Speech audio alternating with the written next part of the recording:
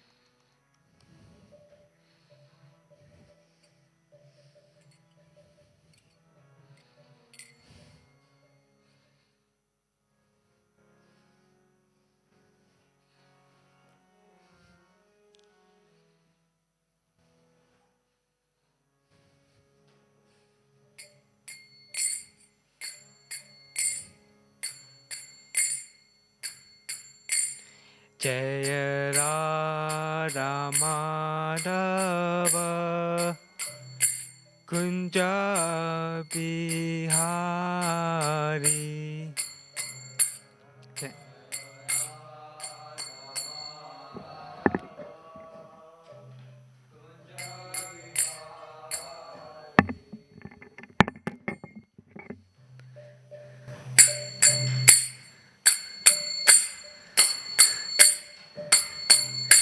Jaya Radha Madhava Kunja Bihari.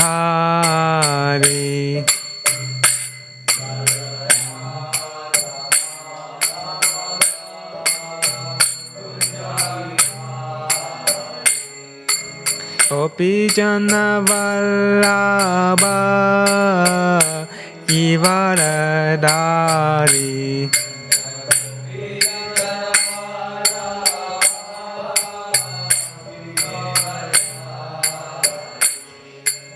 Yashodanandana Bhajana Vanjana.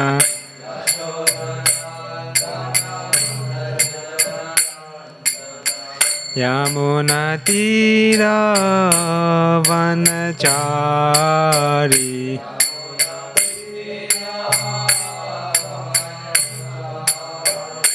Jaya Radha Madhava Jaya Kunja Bihari.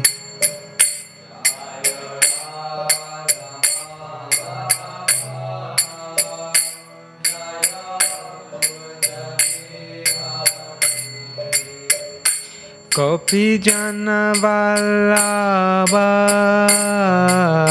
Givaradari.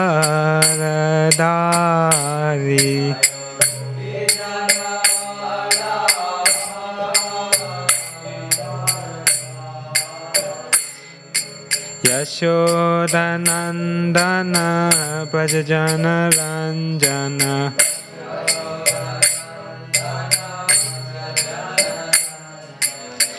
Yamunatira Vanachari.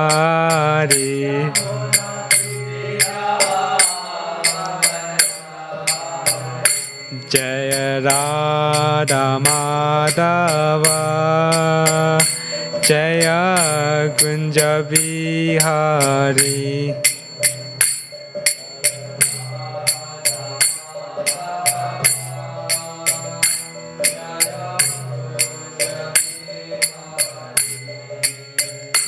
Jaya Gopi Jana Vallabha Givaradari.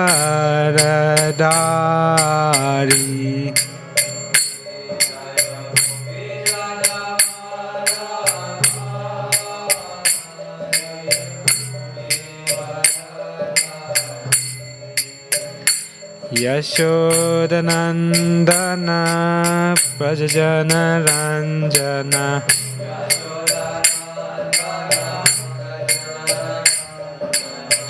Yamunatira Vanachari.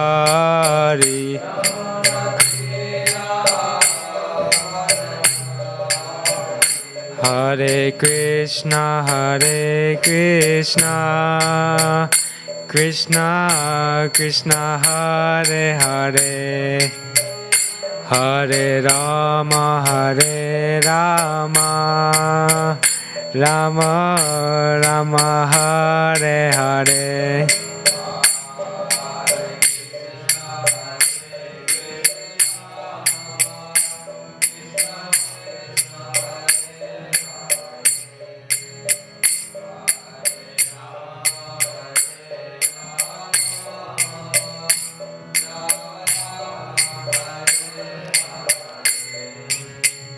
Hare Krishna,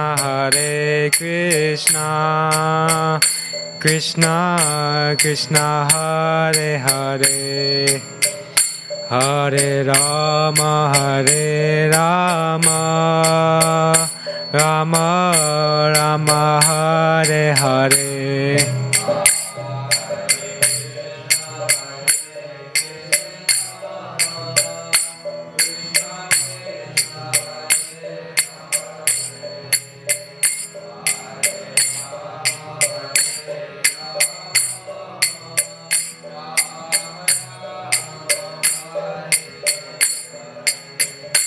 Jaya Radha Gokula Nanda, Radha Gokula Nanda Shri Radhe.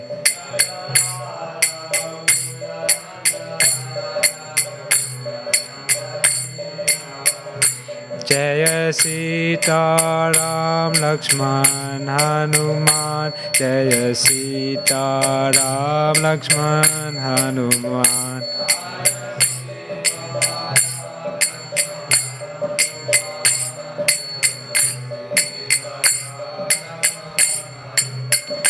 Jaya Gauranitai, Gauranitai, Gauranitai, Jaya Gauranitai.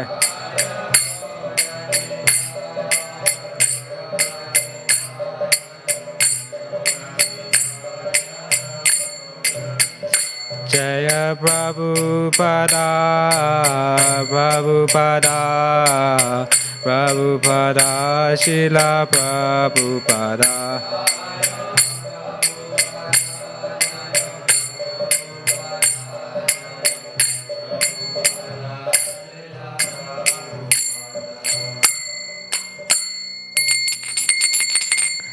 Shri Shri Radha Gokunanda ki, Sitaram Lakshman Hanuman ki, Gauranitai ki, Prabhupada, Shri Prabhupada ki. Right. Hare Krishna, everyone. Thank you for coming. We'll be reciting. What verse? What verse? 3.8. Yeah. So chapter 3, verse 8. So let me just find the right page. Yep.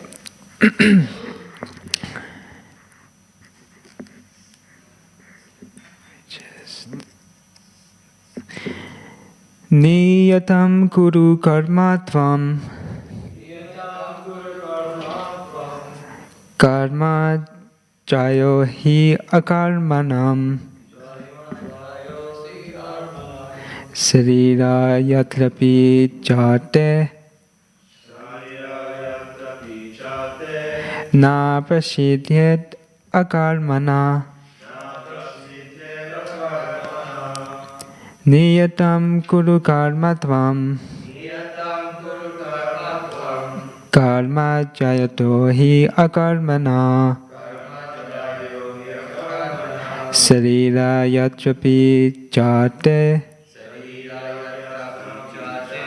na prasiyad akarmana.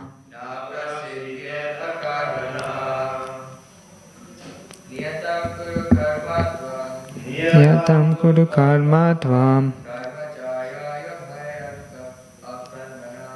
karma jaya hi akarmana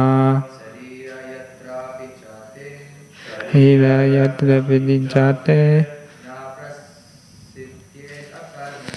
na prasidyet akarmana.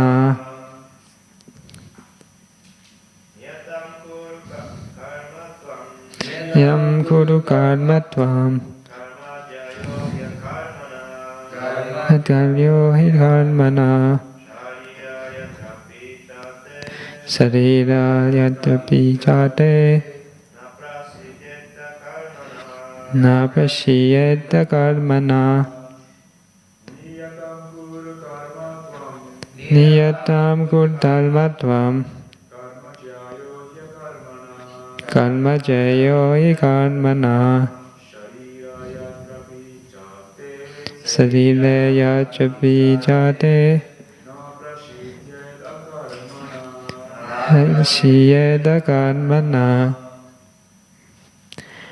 Right, so let me do the line for line. Next page. Niyatam, prescribed. Guru, do. Karma, duties. Tvam, you. Karma, work. Jaya, better. He, certainly. Akarmana, then no work. Sarira, bodily. Yatra, maintenance. Api, even. Ja, also. Te, yo. Na, never. Prashidyat, is affected. Akarmana, without work. Translation and purport by His Divine Grace A.C. Bhaktivedanta Swami Srila Prabhupada. Srila Prabhupada ki. Perform your prescribed duty, for doing so is better than not working. One cannot even maintain one's physical body without work. I'll read that one more time. Perform your prescribed duty, for doing so is better than not working. One cannot even maintain one's physical body without work. There are many pseudo-meditators who misrepresent themselves as belonging to high parentage, and great professional men who falsely pose that they have sacrificed everything for the sake of advancement in spiritual life. Lord Krishna did not want Arjuna to become a pretender. Rather, the Lord desired that Arjuna perform his prescribed duties as set forth for Kshatriyas. Arjuna was a householder and a military general, and therefore it was better for him to remain as such and perform his religious duties as prescribed for the householder. Kshatriya. Such activities gradually cleanse the heart of the mundane man and free him from material contamination. So-called renunciation for the purpose of maintenance is never approved by the Lord, nor by any religious scripture. After all, one has to maintain one's body and soul together by some work. Work should not be given up capriciously without purification of materialistic propensities. Anyone who is in material world is certainly possessed of the impure propensity for lording it over material nature, or in other words, for sense gratification. Such polluted propensities have to be cleared. Without doing so through prescribed duties, one should never attempt to become a so-called transcendentalist, renouncing work and living at the cost of others.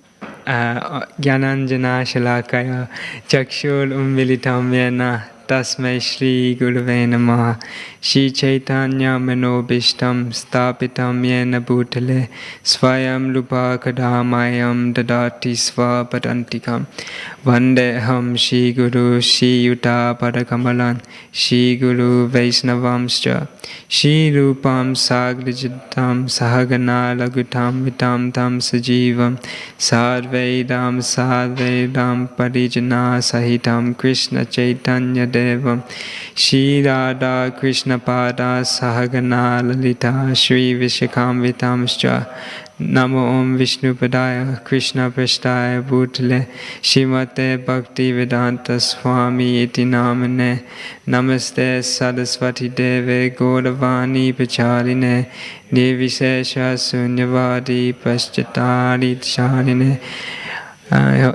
Namo Vishnaya Krishna Vishnaya Bhutale Shrimate Bhaktivedanta Swami Iti Namine Namaste Saraswati Devi Gauravani Pachaline Nivishesha Sunyavadi Paschatari Dashanine Jai Shri Krishna Chaitanya Prabhu Nityananda Shri Advaita Gadada Shivasadi Gaura Bhaktavinda Hare Krishna Krishna Krishna Hare Hare Hare Rama Rama Rama Hare Hare. Srila Prabhupada ki. Hare Krishna everyone. Again, thank you for coming. I want to first seek the blessings of all the seniors for this opportunity, and ask for the blessings from everyone here and also online. And so let me begin. So the kind of conception I got from this verse was, for one to do their duty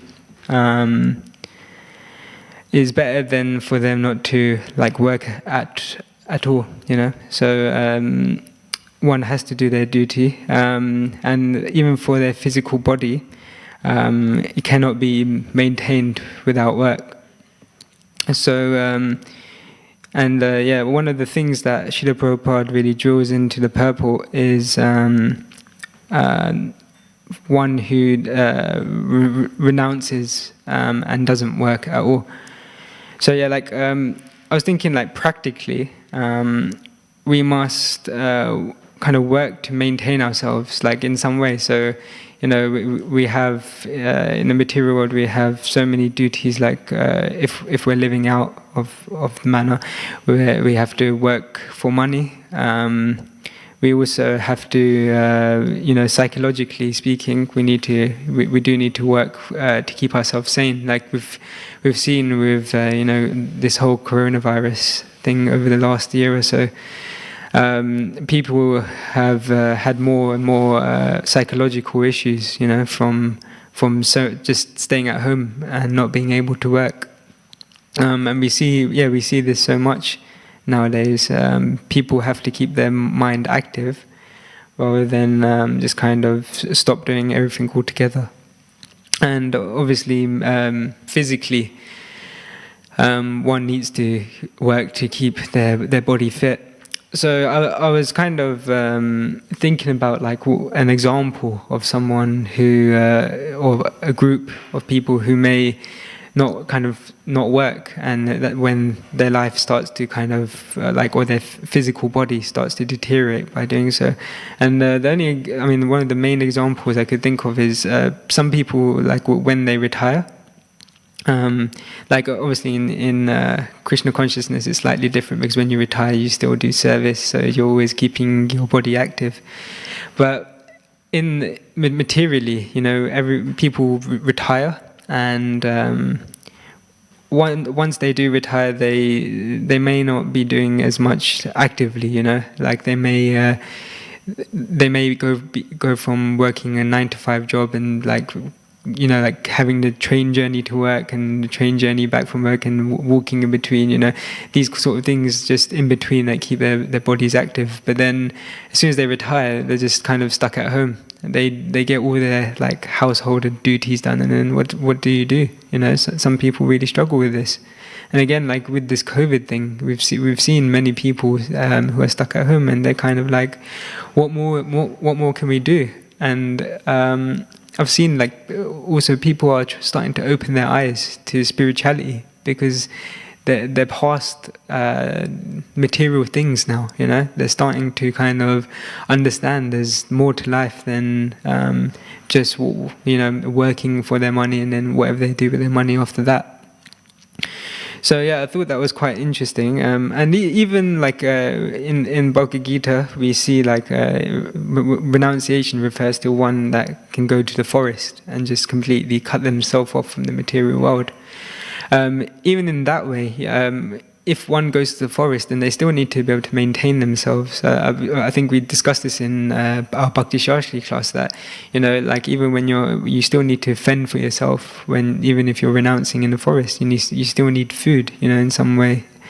So I thought that was quite interesting. And even personally, you know, like I remember when I was in high school, I'd often, at that time, I was playing a lot of video games, and I would play video games all day. And then when it came to the evening, I felt awful, you know, because I was just stuck, not working. I was just sitting there, just using my fingers on the pad and just focusing on the game, and that was it. So, you know, even from small examples like that, and we can see that. Even like psychologically, you know, if you're sitting there playing a game all day, you can feel yourself with a change of mood, you know. So yeah, I thought that was quite interesting. And Krishna recommends to work in any case, you know, regardless if it's Krishna conscious or not, you know, just the bare minimum of work at least, you know, to start off with. And so, like, I was thinking about this, and what came to my mind was the actual yoga system that's described in Bhagavad Gita. So, you know, in the yoga system, it's kind of designed for the general population to take on Krishna consciousness steadily, I should say. And so the start of the process kind of starts with karma kanda. So karma kanda being working for sense gratification. So I feel like a lot of the time, just general population are under this kind of banner where they're just working for some kind of gratification, just to kind of enjoy. But I mean, to start off with, this is okay. But I think it's good to have some kind of regulation, even if you're enjoying. You know, if you're just taking, if you're just working for money and just spending it all for sense gratification, then yeah, it's not going to really benefit you in the long term. And then, so as you progress, then Krishna says, Sakama Karma Yoga is the next step in this yoga ladder. So this is being attached to the fruits of work and the work itself.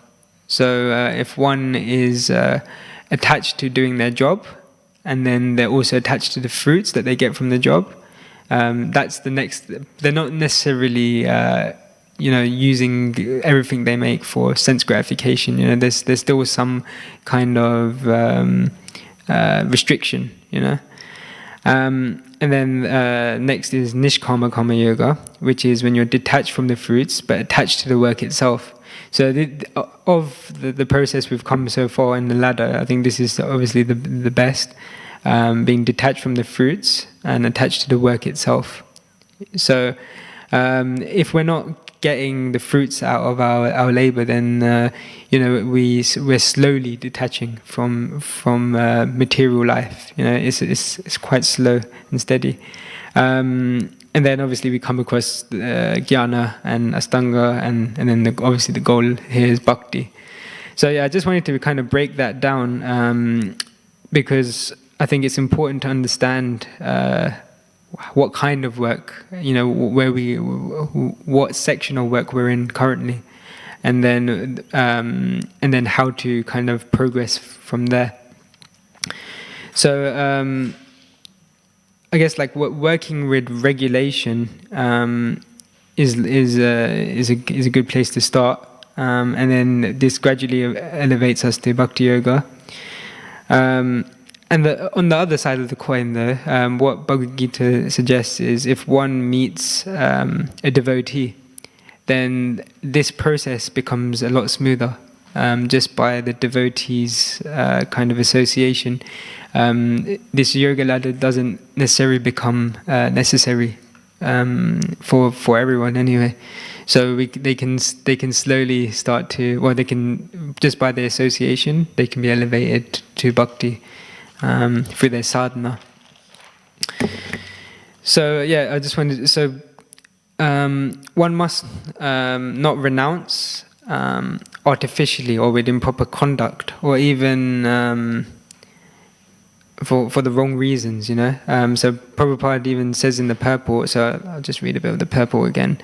There are many pseudo-meditators who mispresent themselves as belonging to higher parentage and great professional, men who falsely pose that they have sacrificed everything for the sake of advancement in spiritual life. Lord Krishna did not want Arjuna to become a pretender. So, like, yeah, we can see just from this purport that people shouldn't go from like one extreme to another. We must do our duties before renouncing, you know. And so, if you can imagine, you know, like imagine you're a kid again, you know, and let's say you're 12 years old, and all of a sudden your parents say, "All right, we're gonna go to the forest." You know, we're just going to go forest and renounce, and then it's not going to be good, you know, for the whole population. So yeah, just generally for the whole population, it's not good. It's not healthy for everyone to renounce. But yeah, in any case, we must do our duties and best way of doing our duties, I think, is with some kind of religious duty. So I recall a verse, so Bhagavad Gita 2:33, Attachetvam imam dalmayam sangaram mam na kalishyasi tatha sva dalmam kirtim cha hitva papam avapyasi. If, however, you do not perform your religious duty of fighting, then you will certainly incur sins for neglecting your duties and thus lose your reputation as a fighter. So even by this verse from Bhagavad Gita 2:33,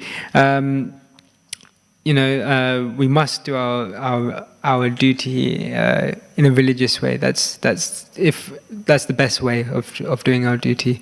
And if we aren't doing this, then you know, we can be incurring a lot of sins, a lot of karma in one way or another. So yeah, it's really important for us to actually do our duty with religious principles. So yeah, I was speaking to Bishal Prabhu, and he actually suggested something quite interesting from Srimad Bhagavatam about Yudhishthira Maharaj. So I've got a reference here. So in Srimad Bhagavatam 1:13-16, I'll just read the translation because of time. Having won his kingdom and observed the birth of one grandson competent to continue the noble tradition of his family, Maharaj Yudhishthira regained peacefully and enjoyed uncommon opulence in cooperation with his younger brothers, who were all expert administrators to the common people. So yeah, here Maharaj Yudhishthira is kind of shown that he kind of did his duty, and then he so like I think what it explains in the purport is he did his duty by going to war with his, you know, with the rest of the Pandavas, and you know, getting the kingdom back. It was the Pandavas' duty to rule the kingdom. So in that way, it was important for him to do so. I mean, all of them were fairly pious. They could have just gone to the forest and renounced, you know, but they didn't. They had to do their duty. And then, yeah, I saw another pattern develop. So in Srimad Bhagavatam 1:15-37, along the same lines, Maharaj Yudhishthira was intelligent enough to understand the influence of the age of Kali, characterized by increasing avarice, falsehood, cheating, violence throughout the capital state, home, and among individuals. So he wisely prepared himself to leave home, and he dressed accordingly. So yeah, I just want to read a little bit of the purport actually for this one. Let me just find it. So Maharaj Yudhishthira wanted to retire just to set an example for others. As soon as there was some young fellow to look over the household affairs, one should at once retire from family life to uplift oneself to spiritual realization. So again, like here, it shows like Maharaj Yudhishthira, he didn't just say, okay, after the war, I'm gonna retire. I'm just gonna go and renounce. No, he waited until it was the right time. He waited for his grandson to be of age, and he wasn't kind of he made sure that there was some kind of morals in what he was doing. And so I thought that was quite interesting. And then, just to finish off this mini story, the Maharaj Yudhishthira, so this is from Srimad Bhagavatam 1:15-40. Maharaj Yudhishthira at once relinquished all his garments, belt, and ornaments of the royal order and became completely disinterested and unattached to everything. So just to finish off, so Maharaj Yudhishthira, he gave up all of his opulences. I mean, he was the king. He had everything, and he just gave it up like that. And what I found interesting is, it was all about timing. Renunciation, we must have the right timing. Otherwise, we're not just. Krishna doesn't want us to just detach from people straight away and leave our family behind and our friends behind and everything behind straight away. This is gradual. We've got this many years, and we have to do our duties first. But what's interesting I thought of was that Maharaj Yudhishthira, he was guaranteed to go back to Godhead, really, as were the Pandavas. I believe in the purport it actually explains this, that either way, whatever Maharaj Yudhishthira did, as he was accompanying the Lord in his pastimes, he would have gone back to, but he wanted to do things the right way. He wanted to set an example for society in how to act in the right way. So you see, like saintly leaders, they lead by example. We speak about Kshatriyas being the leaders in society, and whatever the Kshatriya says, the common kind of public follows. We've seen this so many times with in the Bhagavad Gita alone, Arjuna brings it up so many times that if he does things in the wrong way, then society will follow. So I thought that was quite interesting. We see other examples of this, like Maharaj Parikshit and even King Pandu to a certain degree. They also renounced at the right times. We don't need to. I don't feel like we need to necessarily renounce externally nowadays. This Krishna conscious movement is not all about renouncing externally. We don't need to leave our family and friends, and oftentimes, people want to get out of this material world, and they convince themselves that they can just renounce everything and go. And this is the wrong way.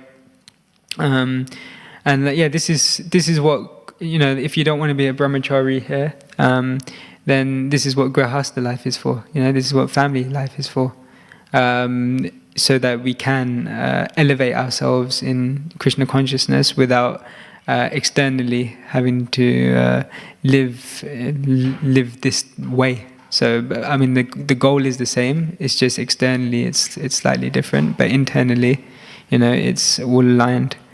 This is all just gradually. It's all about being gradual and steady. So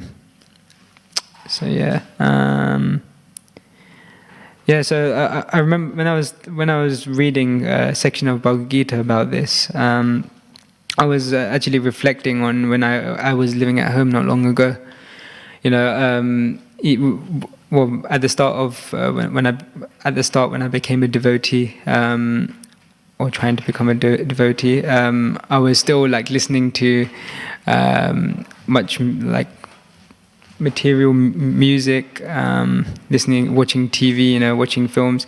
And I remember it was quite interesting. I had this phase where I was slowly transitioning away from, like watching these material TV shows and films, and I was trying to just gear myself towards more watching spiritual things.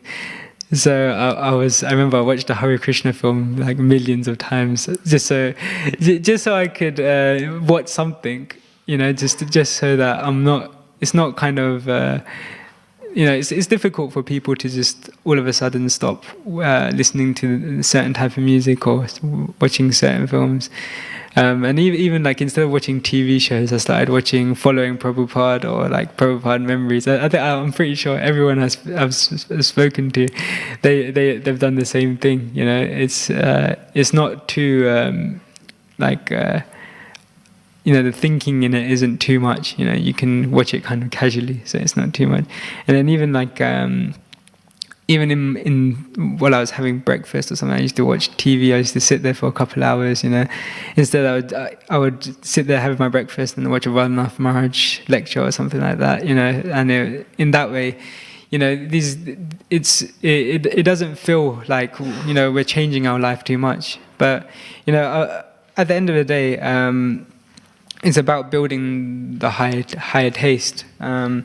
We don't have to force ourselves to just completely stop doing these things. As time goes on, as we get more knowledge, we get a higher taste. I know Srinivas Prabhu always draws this into me that if you want most of your problems in Krishna consciousness, all you need to do is build a higher taste. I can hear the echo in my mind all the time of Srinivas just saying, just build a higher taste, build a higher taste, build a higher taste. So it's so true, and it's quite Krishna consciousness is quite natural. I feel no one's ever forcing you to live this way or live that way. No one's forcing you to renounce. They want you to do your duty. They want you to stay in the life that you want to live. They make recommendations, but there's so many paths one person can take, and all of them are correct and lead to the same place. So there's not really an issue. I remember my mum used to always say to me, "You don't need to. All you need to do is bring Krishna into your life." And that's it. You carry on doing whatever else you're doing, but just bring Krishna into your life. And slowly, I started to develop like disinterest in so many different things. And I still have attachment to material things to a certain degree, but it's just less. And I know the importance, So. Yeah, anyway, practically we must, I think, work and read, chant, do devotional service, and if we have a job, try and do our job for Krishna, or start to detach a bit from the results of your job. And I think doing these things will gain knowledge, and from knowledge, like I said, comes higher taste. And this is kind of for any varna, any ashram. This is all very universal knowledge. I'll end there. Thank you, everyone. I welcome any questions, reflections, anything.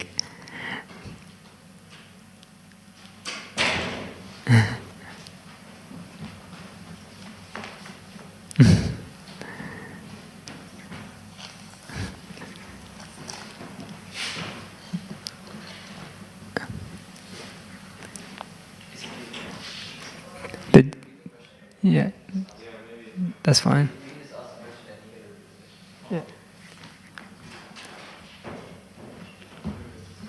Got a question? Yeah. So about higher taste, Mm-hmm. say by knowledge. Mm-hmm. Is there, like in your day-to-day life, how do you actually do this? Or is it only by knowledge, or you have other kind of practical approaches that you use for yourself? Yeah, so I mean, I'll give the universal answer for people who are listening online as well. So we chant every morning, and I think morning program is very important. It's not. I mean, how you may ask, how does this build knowledge? What we need is a steady mind. Steady mind increases our efficiency in our studies. So reading Bhagavad Gita, that's a good place obviously for knowledge. Like even before coming here, I was reading maybe like one verse a day of Bhagavad Gita, one verse of Srimad Bhagavatam, and it was making a lot of. I could see places in my life where I could apply just that one verse I was reading. So reading, studying is obviously of importance. Chanting is, so again, like, comes back to when you go through morning program, even if you watch it online at home, you're able to obtain a steady mind, so you can really concentrate on your chanting. And how do you get knowledge from chanting? So as you chant, I think it's more of like purification. When you're chanting, and the more you become purified, you start to get spiritual knowledge. You're taking away the material elements, and you're obtaining, the spiritual elements start to shine through. And then I think the third kind of part of it is devotional service. We chant asking Krishna for devotional service. Through devotional service, again, we're purified. We also are able to practically apply everything we're reading. We're able to take away, from work, the element of taking something for ourselves. We're able to kind of just take away completely. So the goal is, like, I guess, for knowledge is to take away, or detach from material things, and then spiritual knowledge comes like that. That's the way I do it anyway. That's the way I see it. Is that okay? Perfect. When you're trying to add spiritual life into your life, spiritual lifestyle into your life, you must say, like, the directions, it's like quite opposite. So one way you're going one way into your life, and spiritual life is a different direction. And there's like a conflict, so between your friends, family, society, all these aspects. So how do you make that transition more? Because the goal is spiritual life. Yeah. So why don't you just make the jump straight away back? So the question you're asking is, how do we transition from material life? Like, because material life and spiritual life are opposing. How do we make the transition from material life to spiritual life? Is that the question, basically? Yeah. All right. So the transition from material life to spiritual life, I think. Again, we can gradually start by this yoga ladder I mentioned. I think that's a good way to start. So we can first understand our position in the yoga ladder, and when we know where we are in the yoga ladder, then we can then work towards the next goal. And what I've found is, because I've gone through this yoga ladder myself to a certain degree, I used to be very much about sense gratification, and then slowly I was trying to take away like the fruits of my labor, etc., and give something to Krishna. I used to, the way it was explained to me was, if I can't fully give up sense gratification from material things, then just whatever money I earn, offer something to Krishna, from that money every month. That's it. But anyway, so how do we make this transition from spiritual to material in other ways? So again, chanting is a good place to start. Just chant one round at least to start off with, and gradually go up. No one goes in and starts chanting 16 rounds straight away. No one goes in straight away and wakes up at 3 a.m. does morning program with their deities at home. So again, it's about being gradual, and I think association of the devotees is very important in this in gradually going from material life to spiritual life. Everything, we see so many groups in Krishna consciousness, like Bandhavasena and the Krishna conscious society, and even here the manor. Just by people associating with each other in these ways, they kind of pull them out of material life. They become more attached to spiritual life because they actually enjoy it. If you don't enjoy these things, then it's very difficult to because the goal of material nature is to enjoy. That's the whole point. That's why this world was built, so we could enjoy, because we obviously envied Krishna. So if we want to develop, if we want to get out of this material life, then we need to develop a higher taste than material life.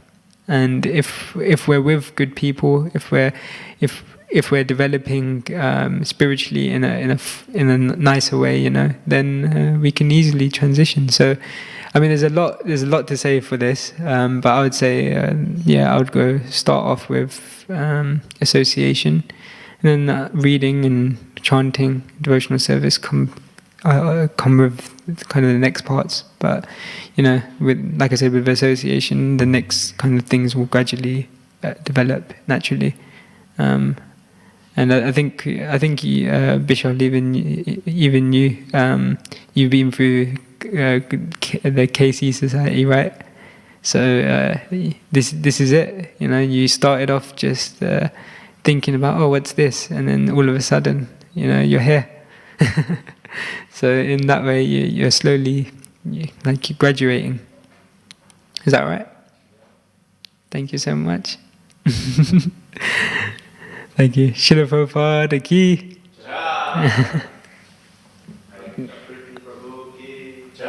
Srila Prabhupada ki jai.